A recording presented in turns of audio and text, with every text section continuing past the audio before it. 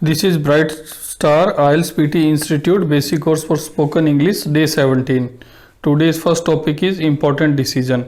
What things do you consider before taking any decision? कोई भी decision लेने से पहले आप किन चीज़ों को देखते हैं? I always look for the resources required. मैं सबसे पहले कि क्या रिसोर्सेज, क्या साधन जो है वो रिक्वायर्ड हैं, जिनकी ज़रूरत है, एंड रिसोर्सेज अवेलेबल, और क्या रिसोर्सेज अवेलेबल हैं फॉर द सेम, यानी डिसीजन लेने के लिए मुझे किन सोर्सेज की रिक्वायरमेंट है और क्या रिसोर्सेज मेरे पास अवेलेबल हैं। इन चीज़ों को मैं देखता हूँ बिफोर टेकिंग एनी डिसीजन, कोई भी डिसीजन लेने से पहले। आफ्टर दैट आई इनवाइसेज होता है अनुमान लगाना। आफ्टर दैट इसके बाद आई इनवाइसेज मैं अनुमान लगाता हूँ इट्स कॉन्सिक्वेंस, इसके परिणाम के बारे में, एज क्लियरली एज पॉसिबल, कि कितने आसान, बिल्कुल क्लियरली मतलब बिल्कुल क्लियर तरीके से इसके क्या परिणाम आ सकते हैं, मैं उनका अनुमान लगाता हूँ। Then I take a decision, फिर मैं डिसीजन लेता हूँ that is helpful not only to me, फिर मैं डिसीजन लेता हूँ जो न केवल मेरे लिए फ़ायदेमंद हो but also to others who are concerned, और बाकी लोग जो इस डिसीजन से जुड़े हुए हैं उनके लिए भी ये फ़ायदेमंद हो। Next question, what is a tough decision according to you? आपके हिसाब से कौन सा डिसीजन जो है टफ डिसीजन है? Decision which can have a long term impact on life are often tough. ऐसे निर्णय जिनका जीवन पे दूरगामी प्रभाव पड़ता है वो निर्णय लेने मुश्किल भरे होते हैं। For example selecting a career और जॉब, अगर हम कोई जॉब या करियर सेलेक्ट कर रहे हैं, बाइंग ए हाउस, घर खरीद रहे हैं, गेटिंग मैरिड, शादी कर रहे हैं, स्टार्टिंग ए न्यू बिजनेस, एक नया बिजनेस शुरू कर रहे हैं, आर टफ डिसीजन, ये टफ डिसीजन होते हैं। इन एडिशन इसके साथ साथ quick decision are often tough because of a shortage of time, और कुछ निर्णय जो हमें बहुत कम समय में लेने होते हैं वो भी टफ होते हैं समय की शॉर्टेज की वजह से। Next question, do you believe that decision made in haste are always wrong? क्या आप सोचते हैं कि जो निर्णय जल्दबाजी में लिए जाते हैं वो अक्सर गलत होते हैं? इट ऑफन हैपन्स, ऐसा अक्सर होता है that people take wrong decision in haste, कि जल्दबाजी में लोग गलत डिसीजन ले लेते हैं, but this is not always the case, लेकिन हमेशा ऐसा नहीं होता है।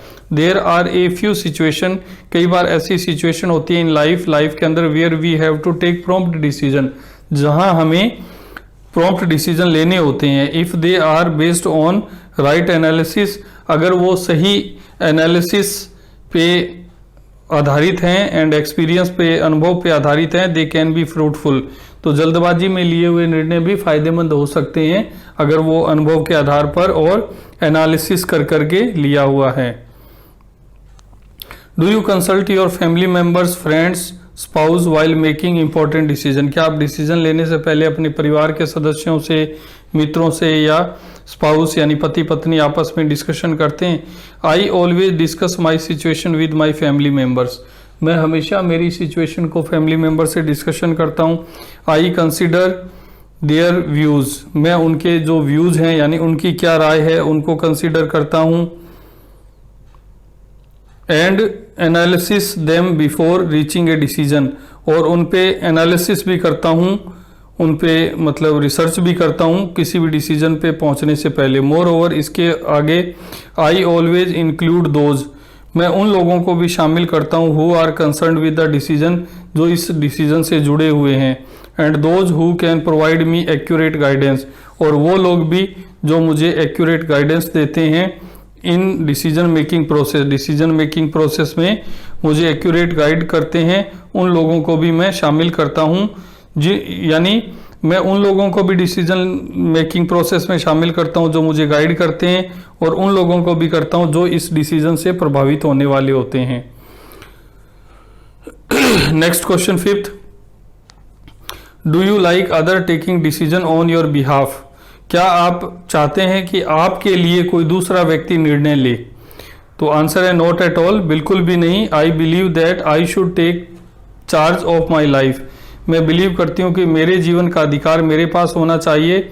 आई नाइदर लाइक नोर अलाउ, ना ही मुझे पसंद है ना ही मैं किसी को अलाउ करती हूँ any one to take decision on my behalf, कि वो मेरे लिए डिसीजन ले, because it is likely that other will consider my problem from their point of view while taking decision for me, क्योंकि इसमें ऐसा रहता है कि अगर कोई व्यक्ति हमारे लिए डिसीजन करेगा तो वो जो भी प्रॉब्लम है उसको अपने तरीके से सोचेगा डिसीजन लेने के लिए। This can be harmful to me, ये मेरे लिए हार्मफुल हो सकता है। Do you help other in taking their decision, do you help, क्या आप दूसरे लोगों की मदद करते हैं डिसीजन लेने में। I help others in their decision making process, मैं दूसरे लोगों की हेल्प करता हूँ डिसीजन लेने में। Only when they ask for the same, जब वो मुझे हेल्प करने के लिए कहें, जब लोग मुझे हेल्प करने के लिए कहते हैं तो मैं उनकी हेल्प करता हूँ। I help other by clearing there view on various aspects, I help others, मैं दूसरों की मदद करता हूँ बाई क्लियरिंग देयर व्यू, उनके व्यू को क्लियर करके, on various aspects of the situation, जो भी परिस्थिति है उसके विभिन्न पहलू हैं उनके ऊपर उनकी राय को क्लियर करके मैं उनकी हेल्प करता हूँ। I also motivate others to foresee the good and bad effects of their decision, I also motivate others, मैं दूसरों को मोटिवेट करता हूँ कि आप इस डिसीजन से होने वाले अच्छे और बुरे परिणामों को जो है महसूस करो, उनको रियलाइज करो। And more importantly to listen to their inner voice, और उनको ये भी कहता हूँ कि आप अपने अंदर आत्मा की, मन की आवाज़ को भी सुनो। I only support and accompany others, मैं केवल सहारा देता हूँ और साथ देता हूँ दूसरे लोगों का डिसीजन मेकिंग प्रोसेस में, मदद करता हूँ उनकी। I never take control of it, लेकिन मैं उसको कंट्रोल नहीं करता हूँ। Next question, should parents be involve in the decision making process of their children, क्या पेरेंट्स को भी डिसीजन मेकिंग प्रोसेस के अंदर शामिल करना चाहिए। Parents be involve, parents should involve themselves in all important decision of their children, parents को involve करना चाहिए अपने आप को बच्चों से संबंधित सभी निर्णयों को लेने में। Parents can use their experience and skill to help their children, parents जो है वो अपने एक्सपीरियंस और स्किल को यूज कर सकते हैं अपने बच्चों के लिए सही डिसीजन लेने में। इन मैटर्स लाइक स्टडीज में, सिलेक्टिंग स्कूल और college, taking up new activities, नई एक्टिविटीज़ करने में, सिलेक्टिंग करियर सेलेक्ट करने में, रिलेटेड कोर्सेज करने में, एंड इवन मैरिजेज में। What skill are needed to take decision, क्या स्किल जो है वो ज़रूरी है डिसीजन लेने के लिए।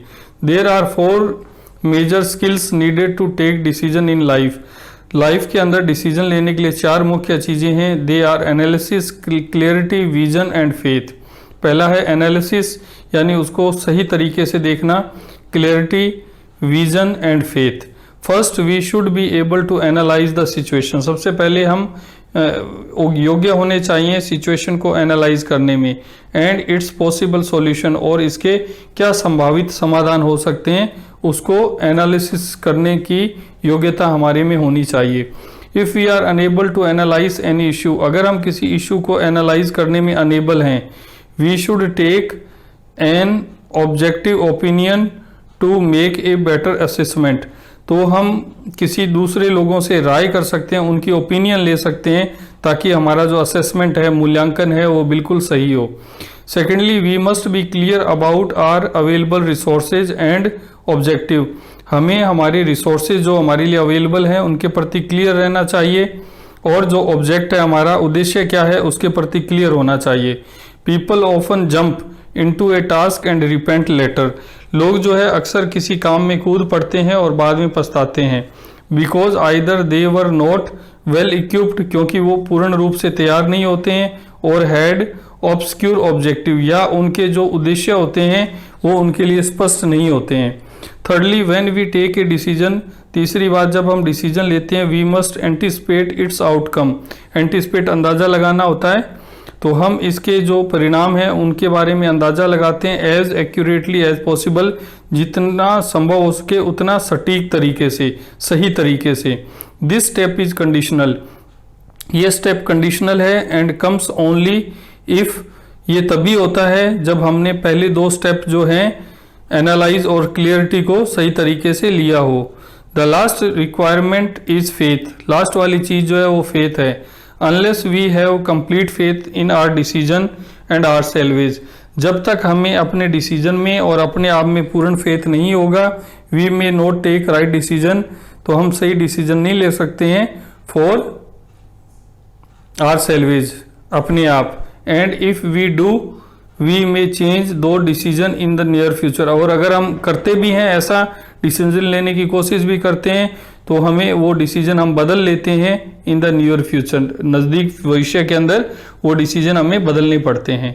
Question number 9, how useful are computers latest technologies in making decision. Decision making के अंदर लेटेस्ट जो टेक्नोलॉजी है या टेक्निक्स हैं, कंप्यूटर्स हैं, वो कितने यूजफुल हैं। Technology is very useful in making decision. Technology जो है बहुत ज़्यादा यूजफुल है डिसीजन मेकिंग प्रोसेस में। It helps by facilitating communication.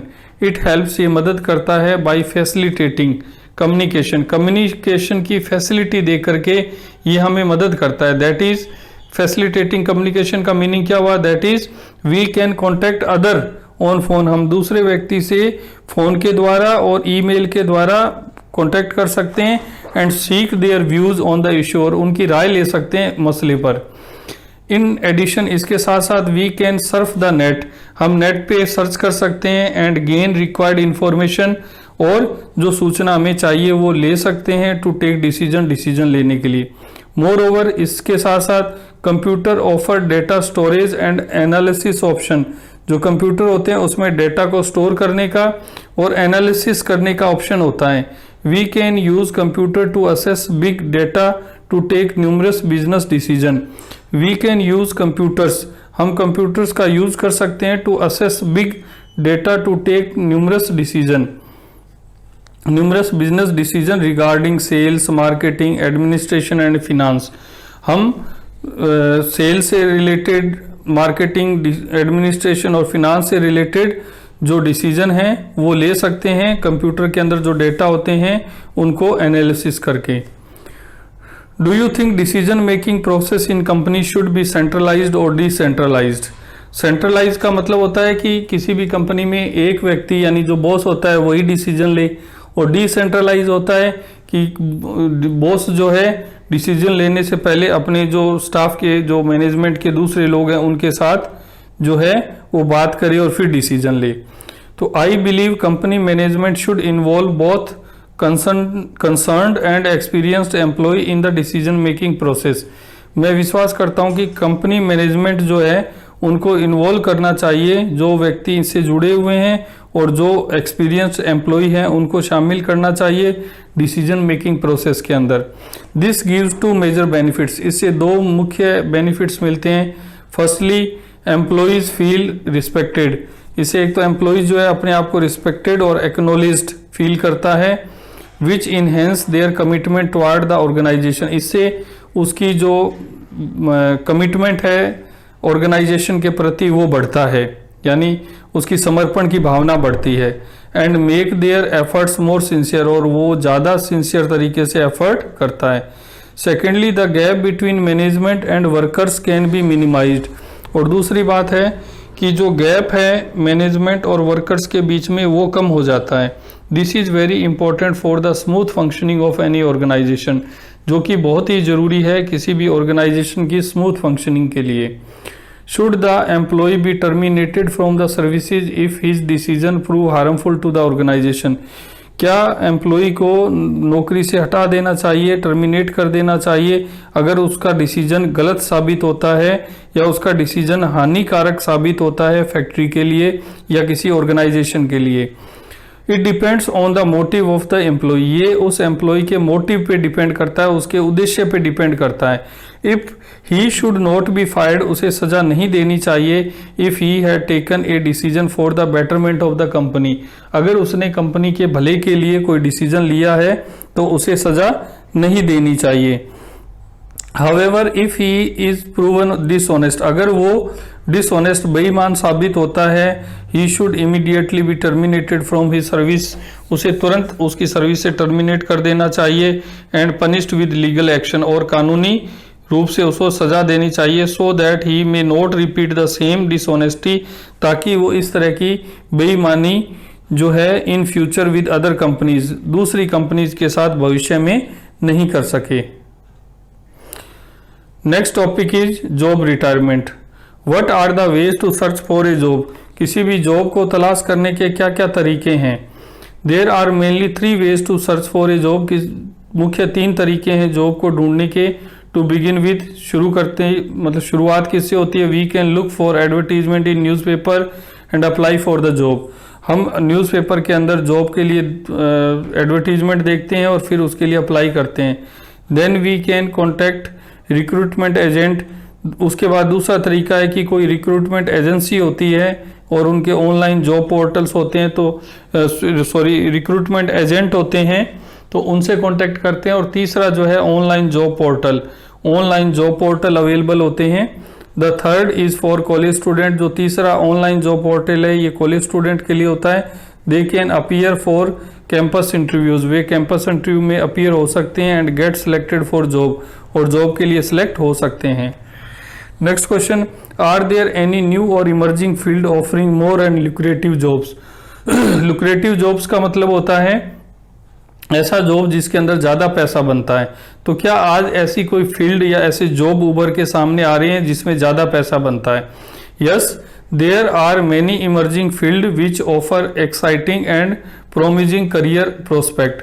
हाँ, there are many emerging field, ऐसे बहुत सारे इमर्जिंग फील्ड हैं विच ऑफर एक्साइटिंग, जो कि एक्साइटिंग और प्रोमिजिंग करियर प्रोस्पेक्ट ऑफर करते हैं।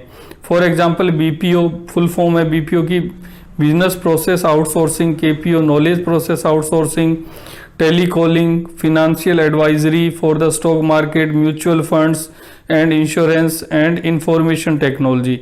All offer more attractive perks, ये सभी जो है अट्रैक्टिव परक्स ऑफर करते हैं to the other conventional job. Perks का मतलब होता है कि सैलरी के अलावा जो बाकी की सुविधाएं मिलती है, जैसे रेजिडेंस की सुविधा मिलती है, आपको व्हीकल की सुविधा मिलती है, टेलीफोन मोबाइल की फैसिलिटी मिलती है, तो ये सब अदर पर्क्स के अंदर आ जाते हैं। तो कुछ पुराने जो जॉब हैं कन्वेंशनल, जैसे क्लर्क और अकाउंटेंट के जॉब हैं, उनकी तुलना में ये जो ऊपर मैंने जॉब मेंशन किए हैं इनमें ज़्यादा जो अट्रैक्टिव पर्क्स लोगों को मिलते हैं। Next question, do you think contact are helpful in getting jobs? क्या जॉब्स प्राप्त करने में हमारे कॉन्टैक्ट जो होते हैं वो हेल्पफुल होते हैं? Yes, contact are often helpful in getting jobs. Contact जो है हेल्पफुल होते हैं जॉब्स को प्राप्त करने में। Although their important has reduced a lot in recent year, हालांकि इस तरह की चीज़ों का जो है महत्व अब काफ़ी कम हो गया, because now we have more jobs available, क्योंकि अब हर फील्ड के अंदर जॉब्स अवेलेबल हैं। इवन नाउ, यहाँ तक कि if we are looking for a job in a particular field, अगर किसी पर्टिकुलर फील्ड में हम जॉब की तलाश कर रहे हैं and in a specific company, किसी स्पेसिफिक कंपनी में ही हम किसी जॉब की तलाश कर रहे हैं, contact can help us gate considered for that job. तो अगर वहाँ हमारा कोई कॉन्टैक्ट है बॉस से या जो हायर अथॉरिटीज उनसे कॉन्टैक्ट है, तो हमें जॉब के लिए कंसिडर किया जा सकता है। Which type of job do main and women prefer? किस तरह के जॉब पुरुषों और किस तरह के जॉब महिलाओं के द्वारा ज़्यादा चाहे जाते हैं? Men prefer jobs that require some travelling as youngsters like to travel and learn practical lesson of life. Men जो है वो इस तरह के जॉब प्रेफर करते हैं जिनके अंदर उनको ट्रेवलिंग करनी पड़े, and youngster like to travel, क्योंकि युवा जो लोग हैं वो ट्रेवल करना पसंद करते हैं, and learn practical lesson of life, और जीवन के प्रैक्टिकल लेसन वो जो है सीखना पसंद करते हैं। While women prefer desk job, जबकि वीमेन जो है वो डेस्क जॉब्स पसंद करती हैं, such as being appointed as a receptionist, जैसे रिसेप्शनिस्ट के रूप में उसे जॉब मिल जाए, एक कंप्यूटर ऑपरेटर के रूप में जॉब मिल जाए, टेलीफोन ऑपरेटर, टेलीकॉलर, सेक्रेटरी, इस तरह की जॉब चाहती हैं जो वो ऑफिस में बैठे बैठे कर सकें। इन माई ओपिनियन, मेरे हिसाब से women usually prefer job in which they can sit in the office, कि महिलाएं उस तरह के जॉब को चाहती हैं जिसके अंदर वो ऑफिस में बैठ सकें एंड वर्क और काम कर सकें, because they often don't feel comfortable doing jobs that require much physical and travelling, क्योंकि अक्सर वो उन कामों को करने में कंफर्टेबल फील नहीं करती हैं जिनके अंदर ट्रेवलिंग होती है या ज़्यादा फिजिकल वर्क होता है। While appraising employees for promoting them, which of the following is more important according to you? The qualification of the candidate and experience or his abilities। तो क्या चीज़ जो है वो ज़्यादा महत्व रखती है जब हम प्रमोट करते हैं किसी भी एम्प्लॉय को, उसका प्रमोशन करते हैं, उसका अनुभव या उसकी क्वालिफिकेशन?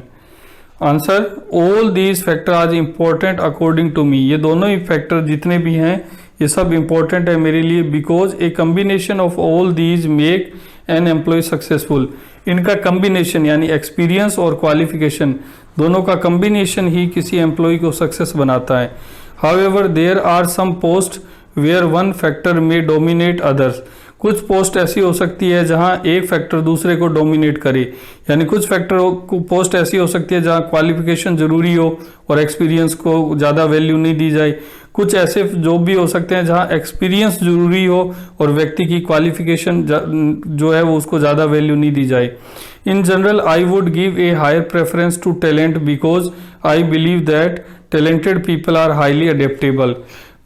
आई वुड गिव, मैं प्राथमिकता देता हूँ टैलेंट को, क्योंकि मैं मानता हूँ कि टैलेंटेड जो लोग होते हैं वो हाईली अडेप्टेबल होते हैं, मतलब वो जॉब के रिक्वायरमेंट के अकॉर्डिंग अपने आप को एडजस्ट कर लेते हैं। They can give real growth to the organisation, वे ऑर्गेनाइजेशन को सच में रियल में जो है ग्रोथ दे सकते हैं। इन माई ओपिनियन, मेरी राय में, talented people are an asset to the company, कि टैलेंटेड लोग जो होते हैं वो एक कंपनी के लिए एक एसेट होते हैं, कंपनी का धन होते हैं, कंपनी की पूंजी होते हैं। Most companies give award and reward to their employees, how useful are they in motivating employees. ज़्यादातर जो कंपनीज हैं वो रिवार्ड्स और अवार्ड देती हैं अपने एम्प्लॉयज़ को। हाउ यूजफुल आर दे, वो कितना यूजफुल हैं इन मोटिवेटिंग एम्प्लॉयज़, एम्प्लॉयज़ को मोटिवेट करने में अवार्ड्स और रिवार्ड्स का क्या रोल है। Awards and rewards always motivate employees to work better. Awards और रिवार्ड्स जो है वो हमेशा एम्प्लॉयज़ को मोटिवेट करते हैं कि वो सही तरीके से काम करें। एज ह्यूमंस, मानव के रूप में, we all need acknowledgement of our work. हम सब चाहते हैं कि हमें वर्क की जगह पर एक्नॉलेजमेंट मिले, यानी हमें वहाँ पर स्वीकार किया जाए, हमारी पहचान हो, वहाँ पर हमें रिस्पेक्ट दिया जाए। If a worker is honoured for he service and achievement, अगर एक वर्कर को उसकी सर्विस के लिए ऑनर्ड किया जाता है, अचीवमेंट के लिए उसे सम्मान दिया जाता है, he is likely to work even harder, तो वह और ज़्यादा कठिन मेहनत करता है, to excel at his job, अपनी जॉब को और बढ़िया करने के लिए वो और ज़्यादा मेहनत करता है। What is more, his endeavours, endeavours प्रयास होते हैं, ऑल्सो इंस्पायर अदर वर्कर्स, उसके जो प्रयास हैं उनको देख करके दूसरे जो वर्कर्स हैं वो भी प्रभावित होते हैं। To perform better and get acknowledged, वो भी कोशिश करते हैं अच्छा परफॉर्म करने की और वो भी चाहते हैं कि उनको भी काम वाली जगह पर सम्मान मिले। How has the working pattern changed in the recent years, पिछले कुछ सालों में वर्किंग पैटर्न चेंज हो गया है, तो किस तरह बदल गया है। The working pattern has seen tremendous change in all aspects, हर पहलू से जो है वर्किंग पैटर्न बदल गया है, हर पहलू से बदल गया है। फॉर इन रिसेंट टाइम्स, पिछले कुछ सालों में। Firstly working hours have increase, सबसे पहला काम करने के घंटे बढ़ गए हैं। People these days work 10 to 12 hours, आज लोग 10 से 12 घंटे काम करते हैं, कंपेयर टू द पास्ट की तुलना में, where they use to work 6 to 8 hours, जहाँ वो 6 से 8 घंटे काम किया करते थे। Secondly work place and style have Altered, work place और काम करने का स्टाइल इसमें भी बदलाव आ गया है। Now employees use technological equipment like computer, scanner, internet and overhead projector to work more effectively as oppose to employees of previous generation who had to be involve in a lot of paper work. कहते पहले की तुलना में जहाँ जो कर्मचारी थे वो पेपर वर्क करते थे, यानी कागज़ पे लिखने का काम उनका ज़्यादा होता था, उसकी तुलना में आजकल लोग जो है टेक्नोलॉजी का यूज़ करते हैं, टेक्नोलॉजिकल गैजेट्स इक्विपमेंट्स का यूज़ करते हैं, जैसे कंप्यूटर है, स्कैनर, इंटरनेट, ओवरहेड प्रोजेक्टर, इनका यूज़ करते हैं। Lastly more field job are offered these days compare to in house job that were in trend in the past के अंदर इन हाउस जॉब मिलते थे, घर पे ही काम करने के लिए लोगों को मिल जाते थे, उसकी तुलना में आजकल फील्ड जॉब जो है वो ज़्यादा मिलते हैं। नेक्स्ट क्वेश्चन है, should we change job frequently, क्या हमें अपनी जॉब को बार बार बदलना चाहिए, और should we stick to one job only, या हमें एक ही जॉब से चिपके रहना चाहिए। Why, there is no harm in doing any job for a long time, अगर हम लंबे समय तक कोई जॉब करते हैं तो इसमें कोई नुकसान नहीं है, प्रोवाइडेड वी आर सेटिस्फाइड, बशर्ते कि हम उससे सेटिस्फाइड हैं, विद द रेमुनरेशन जो सैलरी हमें मिल रही है, and growth of the company, और कंपनी जो ग्रोथ कर रही है उससे अगर हम सेटिस्फाइड हैं तो किसी एक कंपनी से चिपके रहने में हमें कोई प्रॉब्लम नहीं होनी चाहिए। रेदर इट इज एडवांटेजियस, बल्कि ये एडवांटेजियस है, फायदेमंद है। Because the employee organisation bond get stronger with the duration of the service, क्योंकि जैसे इससे एम्प्लॉई और जो ऑर्गेनाइजेशन संस्था है उनके आपस के संबंध जो है मजबूत होते हैं जैसे जैसे समय बीतता है। However changing job frequently may cause instability in an employees career, कई बार अगर हम बदलते हैं तो इससे हमारे करियर में अस्थिरता आ जाती है, इनस्टेबिलिटी आ जाती है। Because frequent change don't allow worker to settle down in any work environment, क्योंकि अगर व्यक्ति बार बार जॉब बदलता है तो वो फिर किसी भी एनवायरनमेंट के अंदर जो है सेटल नहीं कर पाता अपने आप को। Many people suggest that these days an employee has to update himself regularly. What are the benefits of it? बहुत सारे लोग ये सजेस्ट करते हैं कि जो कर्मचारी हैं उनको अपने आप को अपडेट करते रहना चाहिए, अपने नॉलेज को बढ़ाते रहना चाहिए। What are the benefit of it? इसके क्या बेनिफिट हैं? It is essential for employee, ये ज़रूरी है एम्प्लॉई के लिए to update himself regularly about jobs, वो अपने को जॉब्स के बारे में, मार्केट्स के बारे में, कंपटीटर्स के बारे में, products, management, innovation, business techniques, इनके बारे में अपने आप को अपडेट करता रहे। Regular updating makes the employee competent and adaptable, तो रेगुलर अगर अपडेट करता है तो इससे जो एम्प्लॉई है वो कम्पिटेंट बनता है और अडेप्टेबल बनता है। Which is vital for his career growth, और जो कि बहुत ज़रूरी है उसके करियर ग्रोथ के लिए। कम्पिटेंट का मतलब योग्य बनता है वो। It is believed that companies which don't innovate, और ऐसा माना जाता है कि जो कंपनियां कुछ नयापन नहीं करती हैं एंड चेंज विद टाइम, समय के साथ नहीं बदलती हैं, लैग बिहाइंड देयर कंपटीशन, वो कंपटीशन के अंदर क्या होती हैं, लैग बिहाइंड, पिछड़ जाती हैं। And slowly their product start vanishing from the market, और उनके प्रोडक्ट जो है मार्केट से गायब होना शुरू हो जाते हैं। This is equally true for employees, और ऐसा ही एम्प्लॉयज के साथ भी होता है। Question number 10, in which job do employees have to update themselves regularly, कौन से ऐसे जॉब हैं जहां किसी एम्प्लॉय को रेगुलर अपडेशन की जरूरत रहती है, यानी उसे रेगुलर अपडेट करते रहने की जरूरत पड़ती है।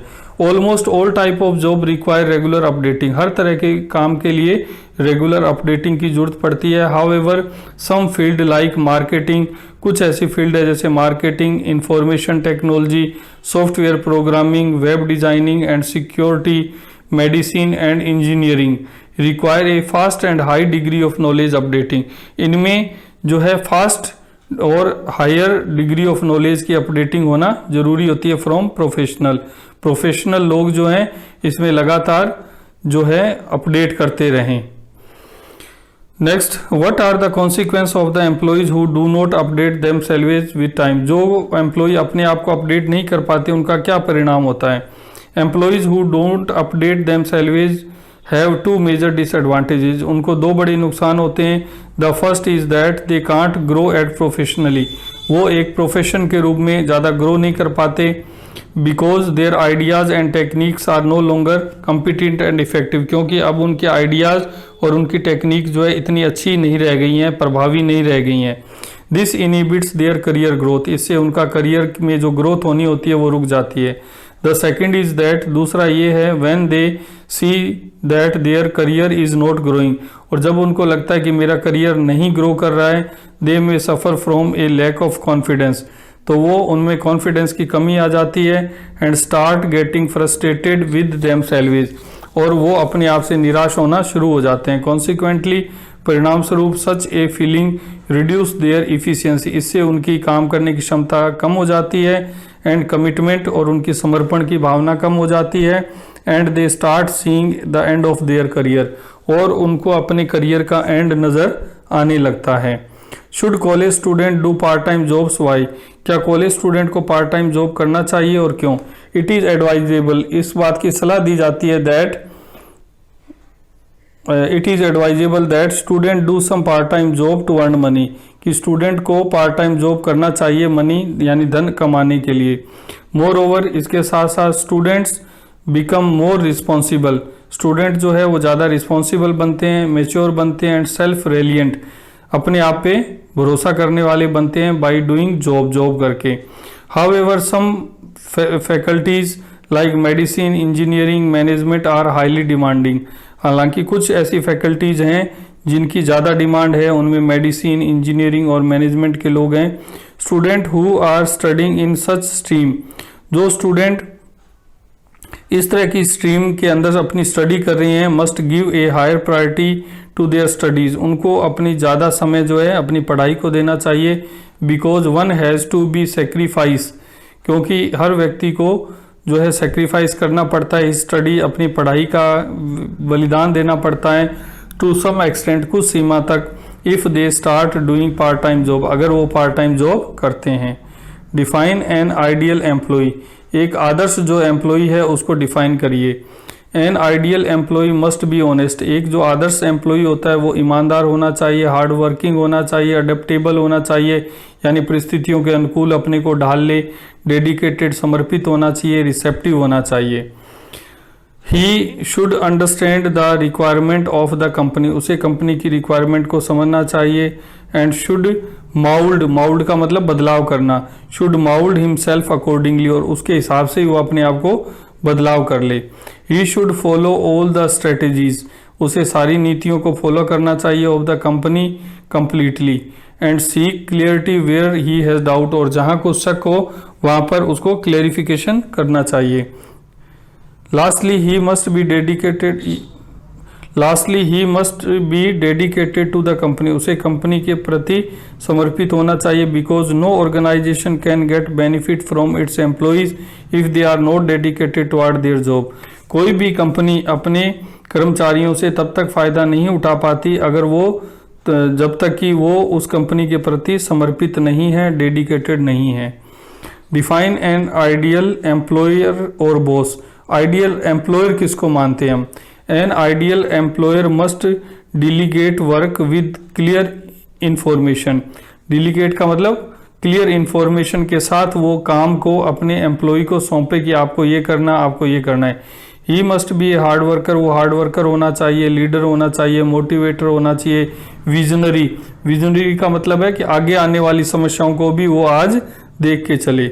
In addition he should acknowledge the skill of his employees, उसे अपने जो एम्प्लॉयज़ के नॉलेज को स्वीकार करना चाहिए, यानी उनको सम्मान देना चाहिए। And give them enough liberty to grow well, और उनको इतनी आज़ादी देनी चाहिए कि वो अपना सही तरीके से विकास कर पाएँ। Lastly he should identify growth areas of the business, उसे बिजनेस के जो ग्रोथ एरियाज है उनको आइडेंटिफाई करना चाहिए। And lead the team in the right direction, और सही दिशा के अंदर टीम को ले जाना चाहिए। To acquire benefits from various market segment, to acquire benefits, ताकि वो बाजार के जो अलग अलग पहलू हैं उन सब से फ़ायदा उठा सके। डिफाइन ए आइडियल क्लीग, एक आदर्श जो क्लीग है, क्लीग का मतलब हमारे साथ काम करने वाला सहकर्मी जिसको बोलते हैं, उसको इंग्लिश में क्लीग बोलते हैं। तो एक आइडियल क्लीग कैसा होना चाहिए? And a colleague should be friendly, वो फ्रेंडली होना चाहिए, कोऑपरेटिव होना चाहिए, स्पोर्टिव होना चाहिए। A colleague should be a team member, एक क्लीग जो है वो टीम मेंबर होना चाहिए। Who is always interested in the growth, जो हमेशा ग्रोथ में इंटरेस्टेड हो, और बेटरमेंट ऑफ द टीम, और टीम के बेटरमेंट के लिए इंटरेस्टेड हो एज ए होल, पूर्ण रूप से। He must turn himself away from any typical office political, उसे जो ऑफिस की पॉलिटिक्स होती है उसे अपने आप को दूर रखना चाहिए। A good colleague can become a close family friend who is trustworthy and helpful, एक जो क्लीग है वो एक क्लोज फैमिली फ्रेंड बन सकता है, और who is trustworthy and helpful, जो हमारे विश्वास के योग्य हो और हेल्पफुल हो, तो वो क्लीग जो है हमारा फैमिली फ्रेंड भी बन सकता है। Should there be any age limit of retirement for retirement, क्या रिटायरमेंट के लिए कोई एज लिमिट भी होनी चाहिए? Yes, I think the government should keep some age limit for retirement, government को कुछ एज लिमिट रखनी चाहिए रिटायरमेंट के लिए। दिस एज में बी 60 और 65 ईयर्स, ये एज जो है 60 या 65 साल हो सकती है। So that vacancies can float in the job market, ताकि जॉब मार्केट के अंदर नई वैकेंसी आ सकें and youngster can get absorb, और युवा लोगों को जॉब मिल सके। This is very useful in preventing unemployment, इससे जो अनएम्प्लॉयमेंट है वो रुकता है, and in supporting the growth of various industries, और इससे जो वेरियस इंडस्ट्रीज हैं उनके अंदर ग्रोथ आती है। Next question, what criteria should we consider for retirement, retirement के लिए क्या क्राइटेरिया कंसीडर करना चाहिए। I believe that there should be only 2 criteria for retirement, retirement के लिए 2 क्राइटेरिया होनी चाहिए, एफिशिएंसी एंड एज, व्यक्ति की क्षमता और व्यक्ति की उम्र। If some workers are capable of working efficiently, अगर कुछ वर्कर्स काम करने में योग्य हैं प्रभावी तरीके से, बढ़िया तरीके से, even after their retirement age limit, retirement की एज के बाद भी, we should allow them to hold their job for longer, उन्हें हमें बाद में भी काम करने की अनुमति देनी चाहिए। However there are some workers, कुछ ऐसे वर्कर होते हैं हु लूज देयर इफिशिएंसी, जो अपनी काम करने की क्षमता खो देते हैं a year before their retirement age, retirement age के पहले ही। Such worker often exploit their rights, ऐसे वर्कर जो हैं वो अपने अधिकारों का दुरुपयोग करते हैं, and enjoy the redundancy instead of working harder, और वो उस रिडंडेंसी का एंजॉय करते हैं इंस्टीड ऑफ वर्किंग हार्डर, कठिन मेहनत करने की बजाय, टू रिमेन इफिशिएंट।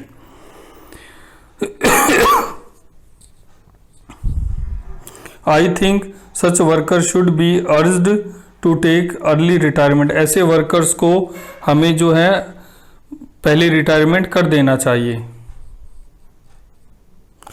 यहां पर एक वर्ड यूज हुआ है रिडंडेंसी, रिडंडेंसी का मतलब होता है फालतूपन।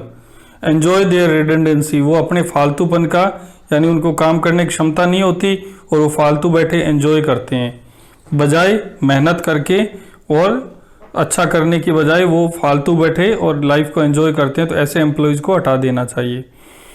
When should people start doing job according to you, लोगों को कब जॉब स्टार्ट करना चाहिए। A few months after graduating, graduation करने के कुछ महीनों बाद, people should start doing job, लोगों को जॉब स्टार्ट करना चाहिए, because qualified people get better job, qualified जो लोग होते हैं उनको अच्छे जॉब मिल जाते हैं with higher salaries, higher salary के साथ, compare to qualified workers, compare to unqualified workers. Unqualified यानी जो लोग क्वालिफाइड नहीं है उनकी तुलना में क्वालिफाइड लोगों को अच्छे जॉब मिल जाते हैं और अच्छी सैलरी वाले जॉब मिल जाते हैं। व्हाट इज मोर, इसके साथ साथ college studies make student more mature and competitive to cope up with their work environments. What is more, college studies make student more mature, college जो स्टडीज है वो स्टूडेंट को ज़्यादा मैच्योर बनाती है और कम्पिटिटिव बनाती है to cope up with their work environment, ताकि वो अपने वर्क एनवायरनमेंट के साथ एडजस्ट कर पाए। So I believe people should start their job after completing of their studies, अपनी स्टडीज पूरी करने के बाद उन्हें जॉब स्टार्ट करना चाहिए।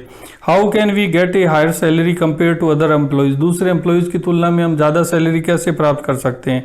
Hard work, commitment and dedication to the job are the qualities which help workers to get higher salaries than other colleagues. Hard work, commitment और dedication to the job, job के लिए dedication जो है वो ऐसी qualities हैं जो help करती है वर्कर्स को ज़्यादा सैलरी प्राप्त करने में अपने दूसरे सहकर्मियों की तुलना में। Because the management often monitor the activities of worker, जो मैनेजमेंट है वो अक्सर जो मैनेजमेंट जो है वो अक्सर जो वर्कर्स है उनकी एक्टिविटीज़ का ध्यान रखता है। And if they find someone who is putting extra effort, अगर उन्हें लगता है कि कोई व्यक्ति कुछ एक्स्ट्रा कर रहा है, they are also inspired to pay extra to that employee, तो वो प्रेरित होते हैं उस एम्प्लॉई को कुछ एक्स्ट्रा सैलरी देने के लिए।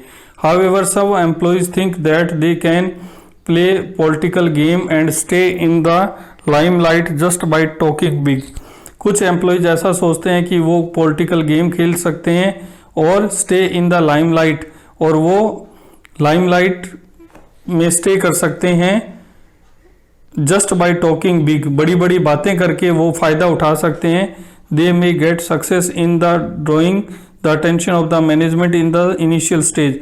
शुरुआती तौर पे वो मैनेजमेंट का ध्यान आकर्षित करने में कामयाब हो सकते हैं, but this attention want last long, लेकिन ये समय ज़्यादा देर नहीं रहता है। I believe in one wonderful saying, action speak louder than word.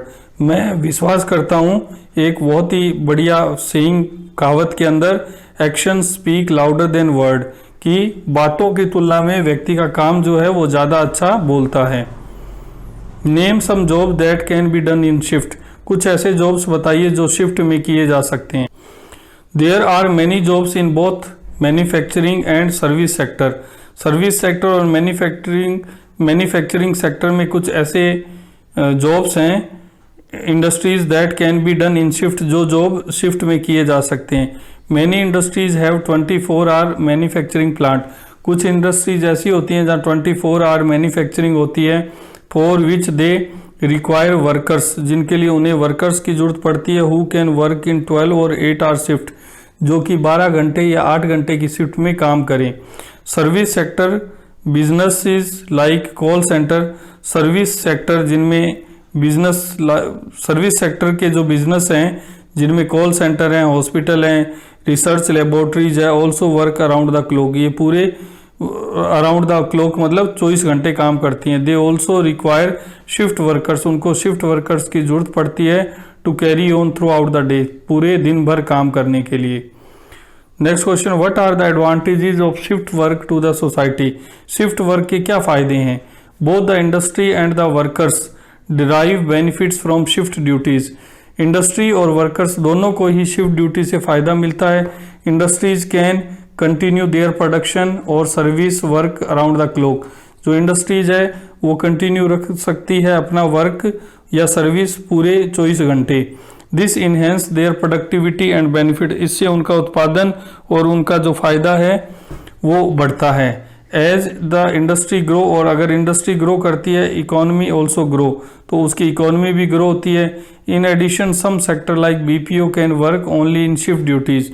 और कुछ सेक्टर ऐसे हैं जिनमें बीपीओ है वो शिफ्ट ड्यूटी में ही काम कर सकते हैं, because of the different time zone they serve, क्योंकि जहां वो काम करते हैं वहां अलग अलग टाइम जोन होते हैं।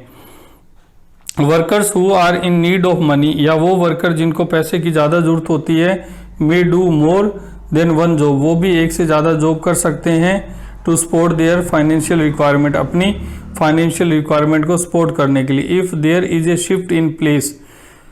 Shift system in place, more shift worker allow other member of the family to adjust.